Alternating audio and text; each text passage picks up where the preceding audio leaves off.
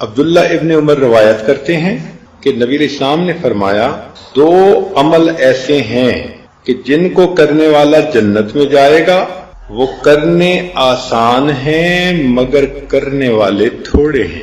اللہ اکبر! کیا حاذق طبیب تھے اللہ کے پیارے حبیب صلی اللہ علیہ وسلم۔ آپ جانتے تھے کہ انسان کی فطرت ہے، وہ کرنے میں سستی کرتا ہے، تو دیکھو کہ اس عمل کی وجہ سے جنت میں داخلہ ملتا ہے، اور پھر کرنے والے تھوڑے۔ وہ کیا ہے؟ ان میں سے ایک عمل یسبح اللہ احدکم دبر کل صلاۃ 10، کہ تم میں سے ہر بندہ نماز پڑھنے کے بعد 10 مرتبہ سبحان اللہ پڑھے، 10 مرتبہ الحمدللہ پڑھے، 10 مرتبہ اللہ اکبر پڑھے۔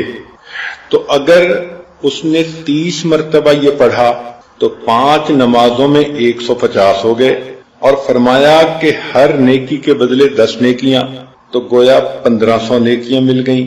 اب اللہ کی شان کہ پڑھا تو 30 مرتبہ ہر نماز کے بعد، لیکن نام اعمال میں 1500 نیکیاں لکھی گئیں۔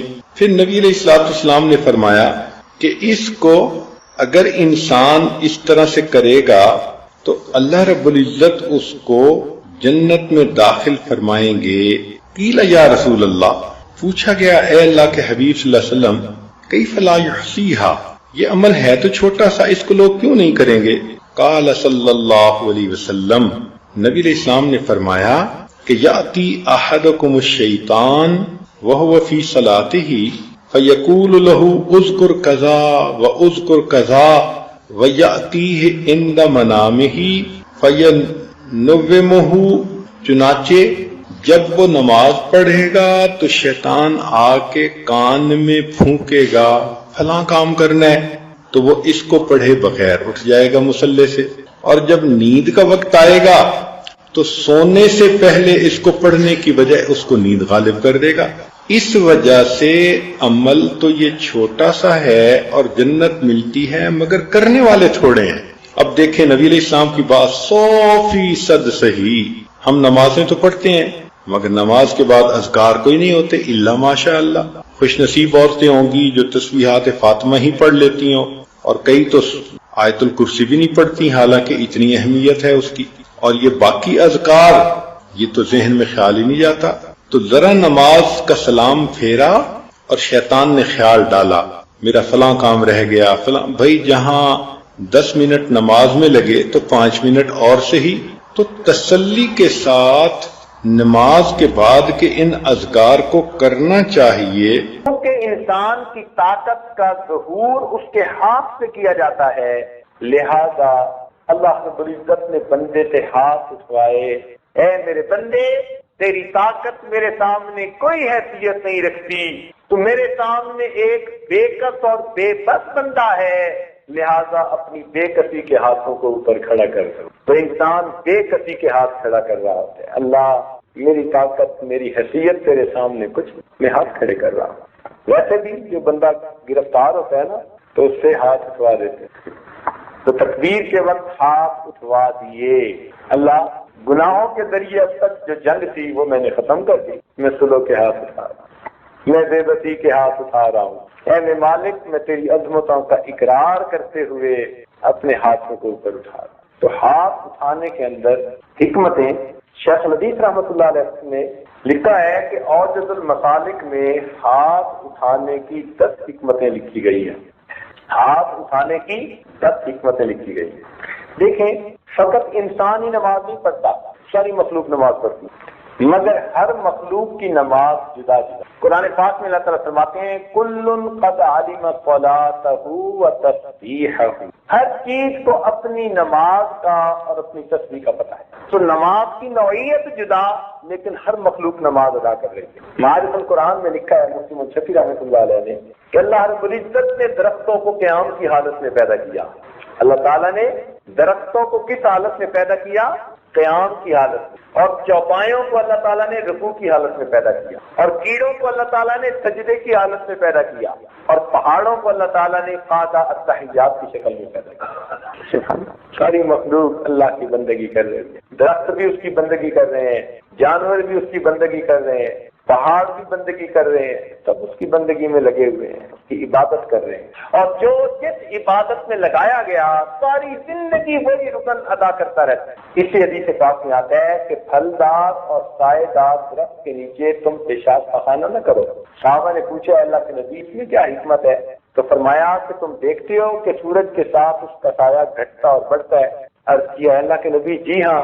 فرمایا کہ جب اس کا سایہ گھٹ اور بڑھ رہا ہوتا ہے وہ اپنے پروردگار کے حضور سجدہ ریز ہو رہا، تو درخت بھی اللہ کی بندگی کریں، جانور بھی اللہ کی بندگی کریں، پہاڑ بھی اللہ کی بندگی کریں، اور اشرف المخلوقات ہو کر انسان اس میں سستی کرے تو یہ کتنی بری بات ہے۔ اس لیے ایک آدمی نے قسم اٹھائی ناراض ہو کر بیوی سے کہ میں کوئی منحوس دن ہوگا جب تجھ سے ہم بستری کروں گا۔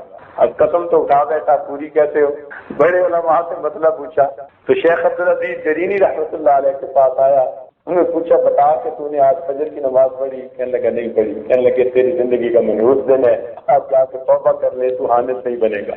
تو گویا جس دن انسان فجر کی نماز ادا نہیں کرتا وہ اس کی زندگی کا منحوس ترین دن ہوا کرتا۔ اللہ اکبر۔ دیکھیے تعظیم کی تین صورتیں ہوتی ہیں، یا تو انسان ادب اور تعظیم کی وجہ سے کھڑا ہوتا ہے، یا کسی کے سامنے جھک جاتا ہے، یا کسی کے سامنے سجدے میں پڑ جاتا ہے۔ تعظیم کی تینوں صورتیں ہیں نا۔ اللہ رب العزت نے نماز کے اندر یہ تینوں تعظیم کی صورتوں کو اکٹھا فرما دیا۔ انسان پہلے اس کے سامنے ہاتھ باندھ کر کھڑا ہوتا ہے، پھر رکوع میں جھک جاتا ہے، پھر سجدے میں چلا جاتا ہے۔ تو نماز کی ترتیب بھی دیکھیے کتنی پیاری ہے کہ گویا اپنے پروردگار کے سامنے ہم تعظیم کی ہر صورت بجا رہے، کھڑے ہونا سکھایا، جھکنا سکھایا، پیشانی کو رگڑنا سکھایا۔ سبحان اللہ، اپنے آپ کو اللہ کے سامنے کتنا پست کیا بندے۔ اس لیے نماز میں انسان کو اللہ تعالیٰ کی معراج نصیب ہوتی ہے کہ انسان اللہ تعالیٰ کی تعظیم کی تمام صورتوں پر عمل کر رہا۔ تکبیر جو کہی جاتی ہے نا اللہ اکبر، اس میں فلسفہ یہ ہے کہ انسان یہ اقرار کرتا ہے کہ حق تعالیٰ ہماری عبادات سے بلند و بالا ہے۔ یعنی ہم جو عبادت کر رہے ہیں نا اللہ اکبر، اللہ اس سے بھی بلند و بالا ہے۔ یہ نہیں کہ ہم نے عبادت کر کے اس کی بندگی کا حق ادا کر دیا، یا اس کی شان جیسے تھی ہم نے ویسے اس کی شان کے مطابق عمل کر لیا، نہیں، اس کی شان اس سے بھی بلند و بالا ہے۔ اس لیے اللہ اکبر کہہ کر انسان نے اللہ رب العزت کی عظمت کا اقرار کیا۔ چونکہ اللہ تعالیٰ کی عظمت کا اقرار کرنا ہوتا ہے، اس لیے آپ دیکھیں گے کہ رکوع کے اندر چونکہ اللہ کی عظمت کی ویسے تسبیح پڑھی جاتی ہے سبحان ربی العظیم، سبحان ربی العظیم، اس لیے رکوع سے کھڑے ہونے پر اللہ اکبر نہیں کہا، سمع اللہ لمن حمدہ کہتے۔ باقی جتنے بھی رکن ہیں ان کو بدلتے ہوئے اللہ اکبر کہیں گے، لیکن رکوع میں چونکہ تسبیح ہی عظمت کو اوپر دلیل تھی، لہذا رکوع سے کھڑے ہوتے ہوئے سبحان ربی سمع اللہ لمن حمدہ ربنا لک الحمد۔ رکوع کے بعد انسان سجدے میں جاتا ہے۔ علماء نے لکھا کہ سب سے زیادہ انسان اللہ کے قریب سجدے کی حالت میں، اور حدیث پاک میں بھی یہی فرمایا گیا۔ چنانچہ ارشاد فرمایا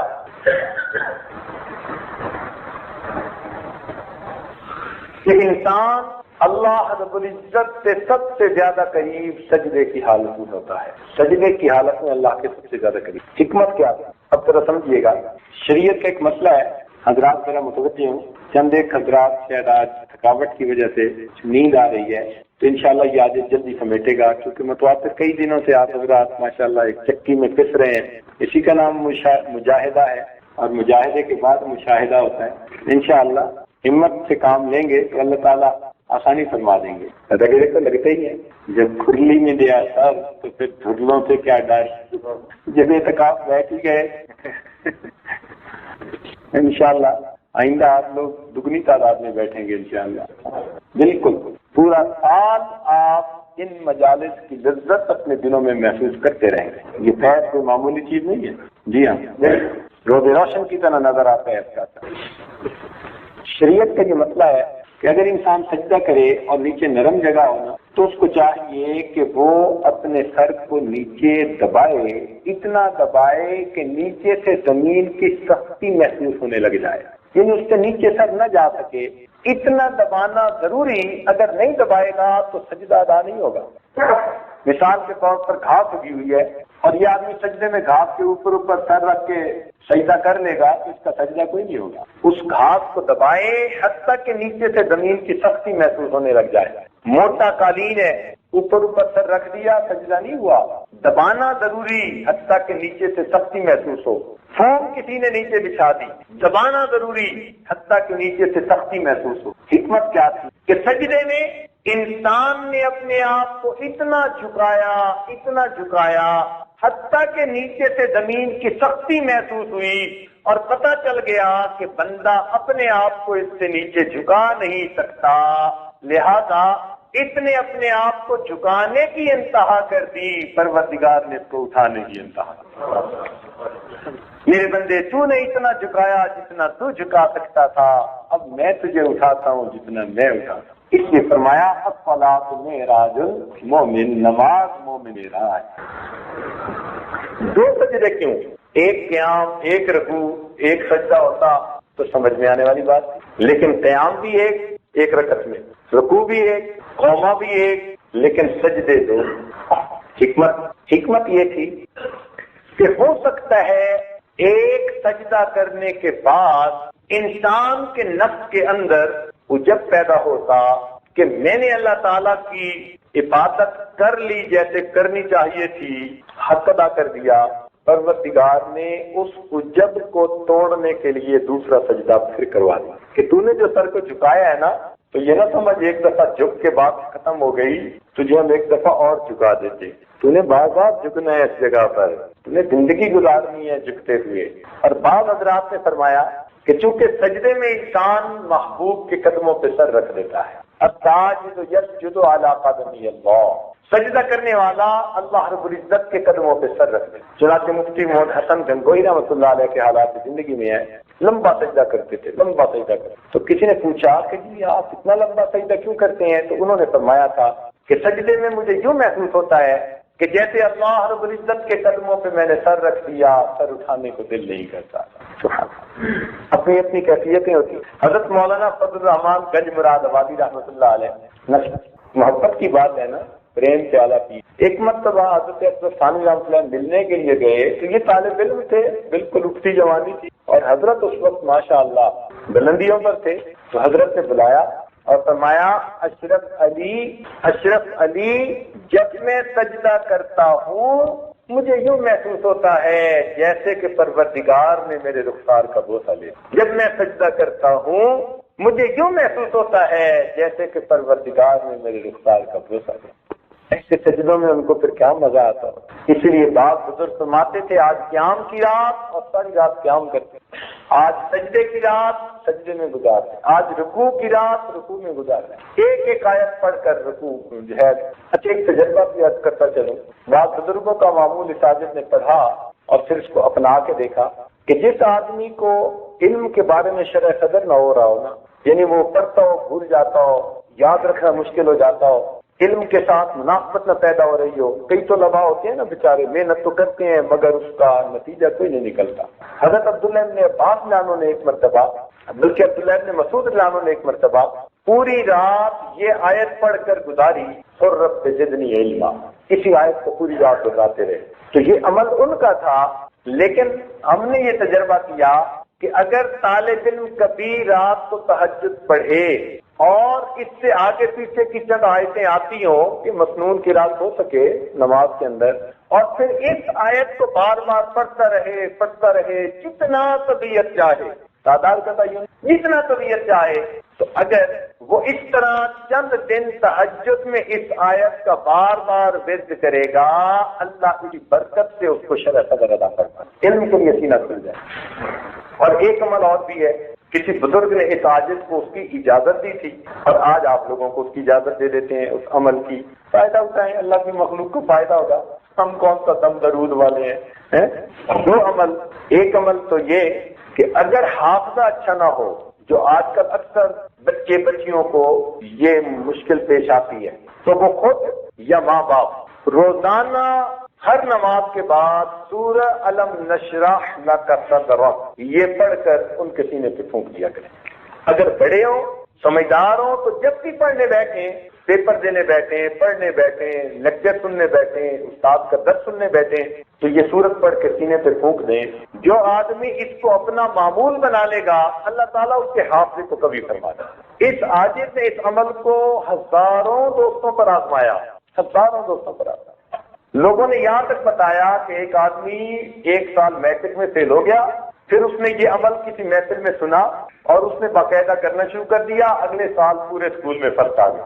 کسی محفل میں ایک عاجز نے اسی طرح بتایا کہ بھائی پڑھا کرے، تو ایک بچی نے خط لکھ کر اپنے حالات بتائے، کہنے لگی کہ میں تو بڑی مشکل سے پاس ہوتی تھی، میرے دل کی تمنا تھی کہ میں لیڈی ڈاکٹر بنوں، آپ کا یہ عمل میں نے ایک محفل میں سنا، اس کو عمل کرنا شروع کر دیا، مس کبھی نہیں کیا۔ کہنے لگی میں نے امتحان دیا، الحمدللہ کا میڈیکل کالج میں پہنچ چکی۔ تو دنیا کی تعلیم میں لوگ فائدہ پا گئے تو دین کی تعلیم میں تو یقیناً فائدہ ہوگا۔ اس لیے حفظ بچہ نہ کر رہا ہو، آگے چل نہ رہا ہو، حفظ پکا نہ ہوتا ہو، زیادہ غلطیاں آتی ہوں تو سب کے لیے یہ مجرب عمل، جب بھی پڑھنے کے لیے بیٹھیں اول آخر ایک مرتبہ درود شریف، درمیان میں علم نشرح لک صدرک کی صورت پڑھ کے سینے پہ پھونک لیں، اللہ تعالیٰ سینے کو۔ اب دوسرا عمل وہ ازدواجی زندگی کی کامیابی کے لیے۔ آج کا عنوان بھی ازدواجی زندگی تھا تو اس لیے دل میں بات آ گئی کہ وہ آپ حضرات کو بتا دیے جائیں۔ تو ازدواجی زندگی گزارنے والے تو اس عمل کو کرنا شروع کریں، اور جو بیچارے کنوارے ہیں ان کے لیے ہم دعا کرتے ہیں اللہ ان کی مشکل آسان کر دے، ان مسکینوں پر اللہ رحم فرما دے۔ ایک صاحب نسبت بزرگ نے یہ عمل دیا تھا اور آپ حیران ہوں گے کہ اس وقت یہ عاجز ابھی 10ویں جماعت میں پڑھ رہا تھا، اتنی چھوٹی عمر میں لیا تھا، اور انہوں نے فرمایا میری طرف سے آپ کو اجازت ہے، پڑھنا شروع کر دو، جب تمہاری شادی ہوئی انشاءاللہ اللہ کامیابی دیں گے۔ اور اس عمر سے یہ عاجز اس کو پڑھ رہا ہے، اور الحمدللہ اللہ رب العزت نے ازدواجی زندگی کے بارے میں اتنا سکون دیا۔ اس عاجز کی جو بیوی ہے وہ میرے شیخ کے شیخ کی بیٹی ہے، شیخ کے شیخ کی بیٹی تو 2 گنا احترام، تو رشتہ تو طے ہو گیا، لیکن کبھی کبھی خیال آتا تھا کہ میاں بیوی کا اپنا ایک تعلق ہوتا ہے اور یہ نسبت کا اپنا ایک ادب ہوتا ہے، پتہ نہیں میں کیسے نبھا پاؤں گا۔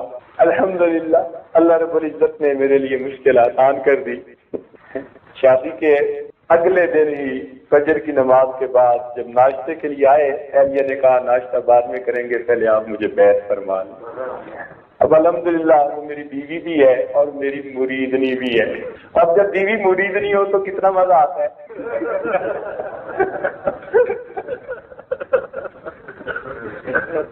اور یہ آج سمجھتے ہیں کہ اس عمل کی برکت، اس عمل کی برکت یہ کسی صاحب نسبت نے دیا تھا۔ الحمدللہ ثم الحمدللہ۔ تو وہ عمل یہ ہے کہ قرآن مجید کی آیت ہے ربنا هب لنا من ازواجنا وذرياتنا قرة اعین واجعلنا للمتقین اماما۔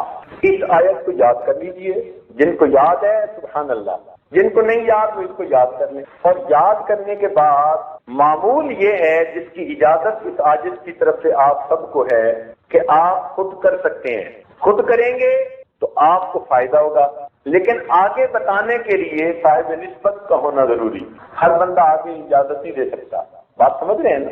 تو یہ نسبت سے اجازت آگے چلتی ہے۔ اعمال کی بات، اعمال جو بزرگوں کے پاس ہوتے ہیں نا وہ نسبت کے ساتھ آگے چلتے ہیں، پھر ان کی برکتیں بھی آگے چلتی ہیں۔ تو یہ عمل خود آپ کریں گے کیونکہ آپ کو اجازت دی جا رہی ہے تو انشاءاللہ آپ کو اس سے فائدہ ہوگا، لیکن اگر آپ میں صاحب نسبت حضرات موجود ہیں تو وہ بے شک اس عمل کو آگے بھی اجازت دیں گے، اللہ اس کی برکت کو آگے جاری رکھے۔ تو عمل یہ ہے کہ ربنا هب لنا من ازواجنا وذریاتنا قرۃ اعین واجعلنا للمتقین اماما۔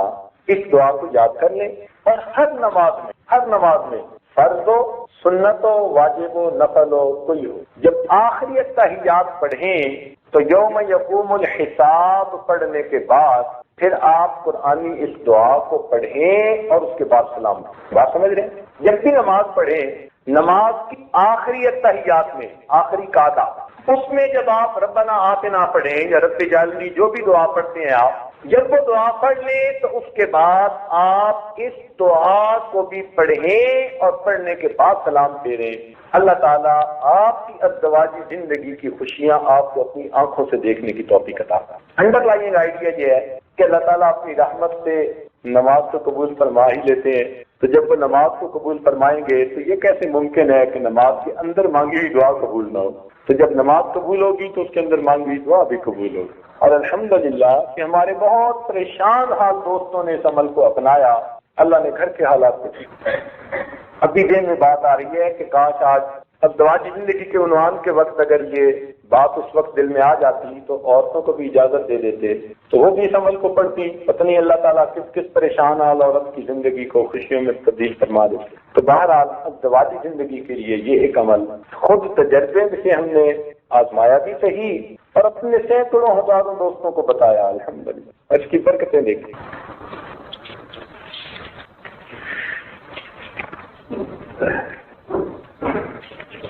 تو سجدے کی بات چل رہی تھی، بزرگوں نے لکھا ہے کہ سجدے میں 3 طرح کے لوگ ہوتے ہیں۔ کچھ وہ ہوتے ہیں جو سالکین ہوتے ہیں، یعنی ابتدائی درجے والے۔ تو سالکین کو سجدے کے اندر ملکوت السماوات والارض کی سیر ہوتی ہے۔ کس کی سیر ہوتی ہے؟ ملکوت السماوات والارض، اس کی سیر کروائی جاتی ہے۔ کن کو کروائی جاتی ہے؟ سالکین۔ سالکین سے اوپر کچھ عابدین ہوتے ہیں، زیادہ اونچے درجے کے لوگ، عبادت والے لوگ، ان کو صفات باری تعالیٰ کی سیر کروائی جاتی ہے۔ اور عابدین کے اوپر عارفین ہوتے ہیں اور عارفین کو ذات باری تعالیٰ کی سیر کرتے ہیں۔ تو سجدے کے 3 درجے مشائخ نے لکھے ہیں۔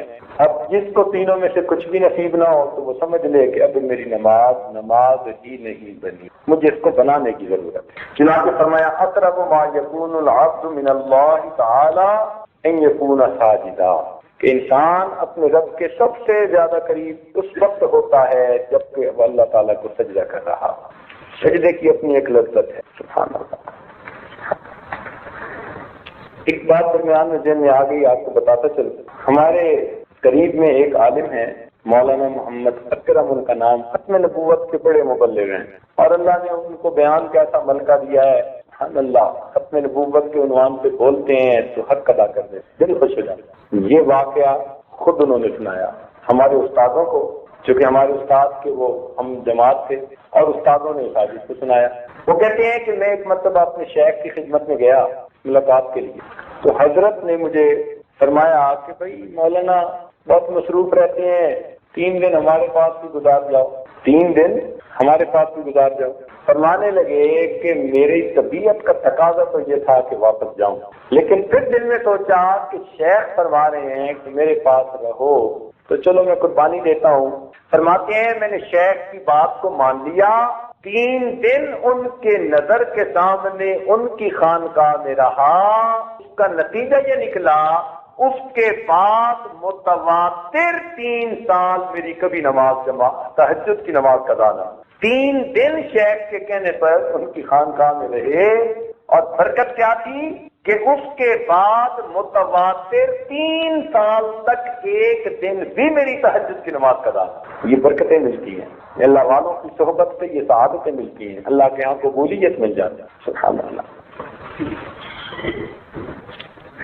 میانے عاشق و معشوق ہیچ حائل نیز، تو خود حجاب خودی حافظت میاں برخیز۔ کہتے ہیں کہ عاشق اور معشوق کے درمیان تو پردے حائل نہیں ہوا کرتے، تیرا اپنا نفس ہی پردہ بنا ہوا ہے، تو درمیان سے ہٹ جا۔ اور واقعی شیخ صاحب رحمۃ اللہ ایک جگہ عجیب بات کرتے ہیں، کہتے ہیں دوست تیرے اور تیرے رب کے درمیان تیرا نفس دیوار بنا ہوا ہے، تیرے اور تیرے رب کے درمیان تیرا نفس دیوار بنا ہوا ہے۔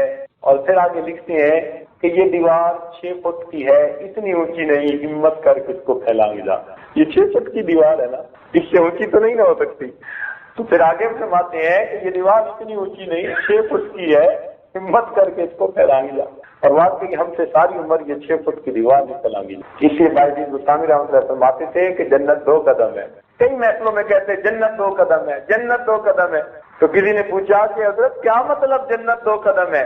فرمایا اے دوست تو اپنا پہلا قدم اپنے نفس سے رکھ لے، تیرا دوسرا قدم جنت میں پہنچے گا۔ تو بات تو ایسی ہے کہ ہم اپنے نفس کو قابو پہ لے لیں تو اگلا قدم جنت میں پہنچے گا۔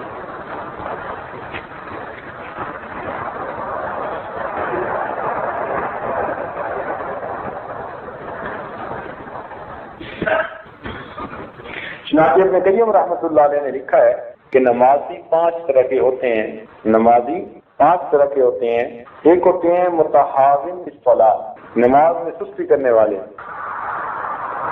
الذین هم علی عن صلاتہم ساہون، بھولنے والے، یہ یا تو نماز پڑھنے کا ہی دھیان نہ رہا، یہ نماز پڑھنے لگے تو رکعتوں کا ہی دھیان نہ رہا، وہ سارے ہی بھولنے والے، تو یہ متحاون فی الصلاۃ کہلاتے ہیں۔ اور اس سے اونچے فرماتے ہیں معاقب فی الصلاۃ، کہ یہ کھڑے تو نماز میں ہوتے ہیں لیکن بازاروں کی سیر کرتے پھر رہے ہوتے ہیں، ان کا تعاقب کر رہے ہوتے ہیں۔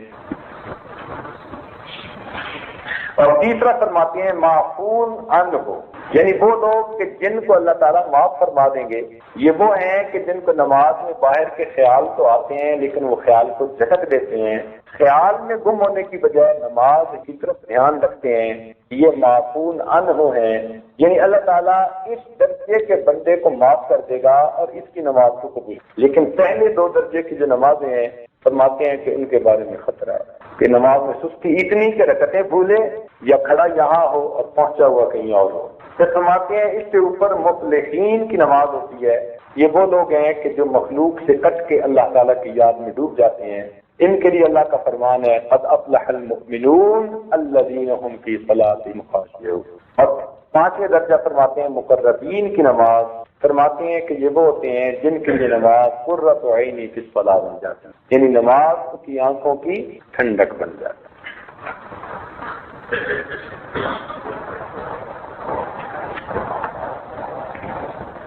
دیکھیے انسان سے اللہ نے کتنی قدر کی کہ عام طور پر باقی مخلوق کو کھانے کے لیے اپنا سر کھانے تک پہنچانا پڑتا ہے، گائے ہے، بھینس ہے، بکری ہے، شیر ہے، گھوڑا ہے، گدھا ہے، جتنے جانور ہیں جہاں کھانا ہوگا تو یہ کھانے تک اپنا منہ پہنچائیں گے تو کھائیں گے، لیکن انسان نے چونکہ اللہ کے سامنے سجدہ کیا، اللہ نے اس کو یہ اعزاز بخشا، اب کھانے کے لیے اس کو سر جھکانا نہیں پڑتا، اب کھانا اللہ نے اس کے منہ تک پہنچا دیا کہ میرے بندے اب تیرا سر جو میرے در پر جھکتا ہے، اب میں تیرے سر کو کسی اور کے لیے کیوں جھکنے دوں؟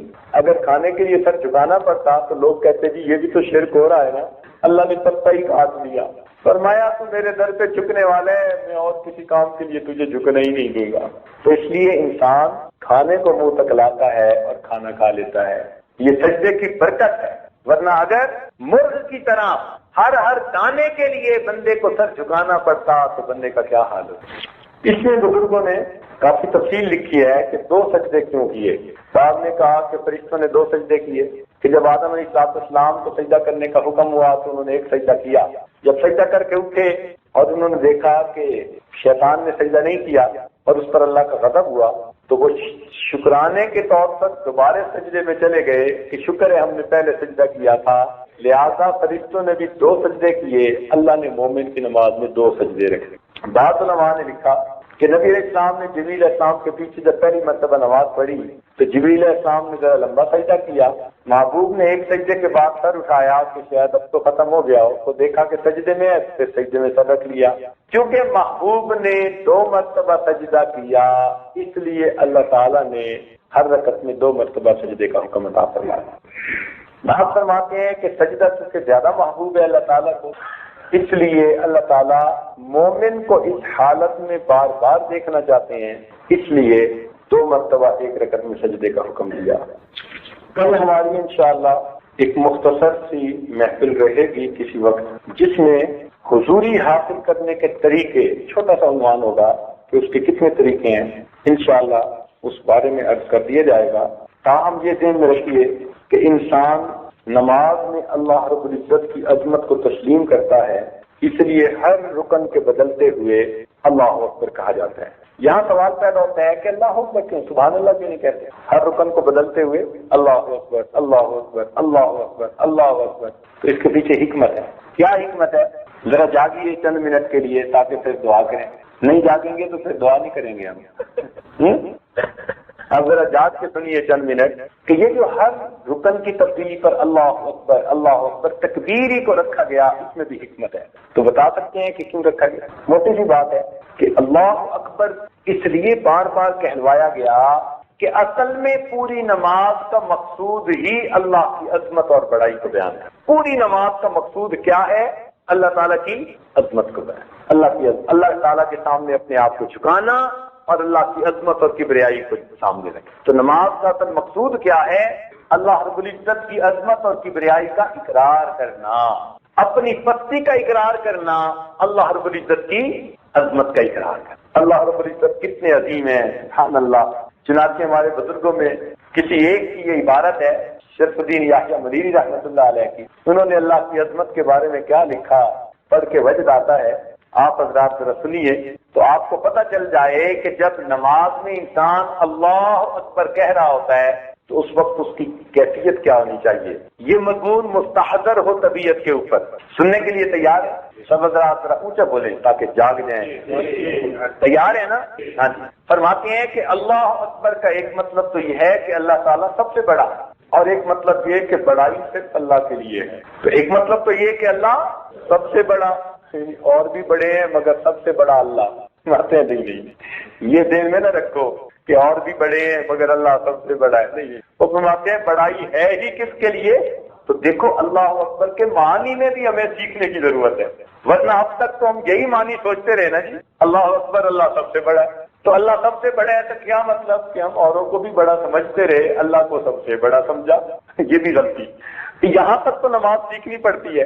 اتنی عمر گزر گئی اللہ اکبر کہتے، ابھی تک صحیح استحضار نصیب نہ ہوا کہ اللہ اکبر کے وقت کیا ہونا چاہیے۔ تو یہ ہونا چاہیے اللہ اکبر، کیا مطلب کہ بڑائی اللہ ہی کے لیے خاص ہے، اسی کو زیبا ہے، اسی کو سجدی ہے، اور کوئی بڑا ہے ہی نہیں اس کے ساتھ۔ سمجھ گئے؟ اب ذرا سنیے، فرماتے ہیں کہ اللہ رب العزت خالق اور مالک ہے، اور خالق اور مالک کو بہت اختیار ہوتا ہے۔